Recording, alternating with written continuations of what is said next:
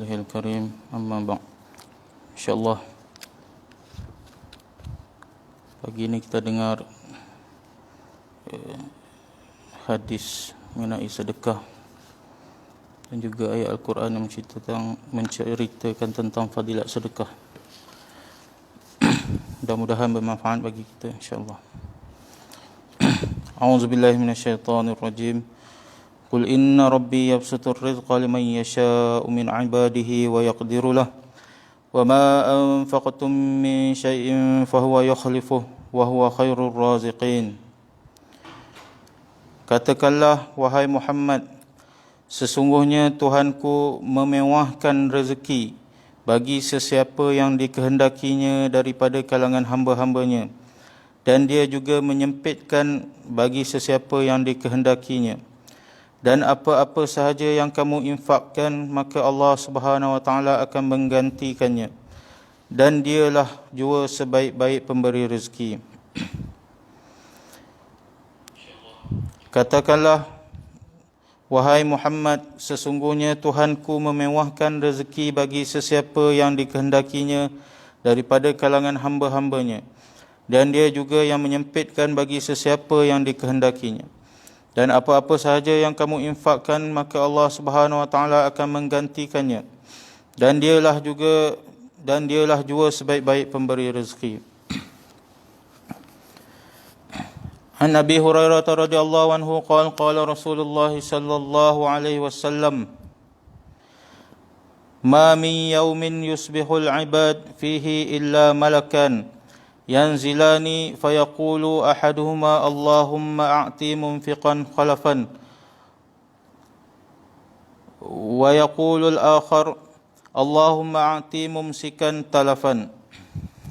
Sayyidina Abu Hurairah radhiyallahu anhu meriwayatkan bahawa Rasulullah sallallahu alaihi wasallam bersabda, setiap hari pada waktu pagi, dua orang malaikat akan turun dari langit. Seorang malaikat mendoakan, ya Allah, kurniakanlah ganti kepada orang yang menginfakkan hartanya. Malaikat yang kedua pula berdoa, ya Allah, musnahkanlah harta orang-orang yang tidak menginfakkan hartanya. Sayyidina Abu Hurairah radhiyallahu anhu meriwayatkan bahawa Rasulullah sallallahu alaihi wasallam bersabda, setiap hari pada waktu pagi, dua orang malaikat akan turun dari langit. Seorang malaikat mendoakan, ya Allah, kurniakanlah ganti kepada orang yang menginfakkan hartanya. Malaikat yang kedua pula berdoa, ya Allah, musnahkanlah harta orang yang tidak menginfakkan hartanya. Hadis riwayat Bukhari dan Muslim. Mana ayat Al-Quran mengukuhkan lagi makna hadis ini.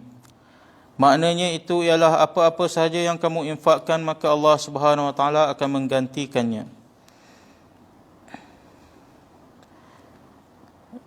Sebuah hadis riwayat Sayyidina Abu Darda telah menukilkan sabdaan Nabi sallallahu alaihi wasallam, setiap kali matahari terbit, maka dua orang malaikat membuat pengisytiharaan di kedua-dua tepinya, yang didengari oleh semua makhluk kecuali jin dan manusia. Pengisytiharaan itu ialah, wahai manusia, menujulah ke arah Tuhan kamu. Benda sedikit yang mencukupi lebih baik daripada yang banyak, tetapi menyebabkan kamu lalai daripada Allah.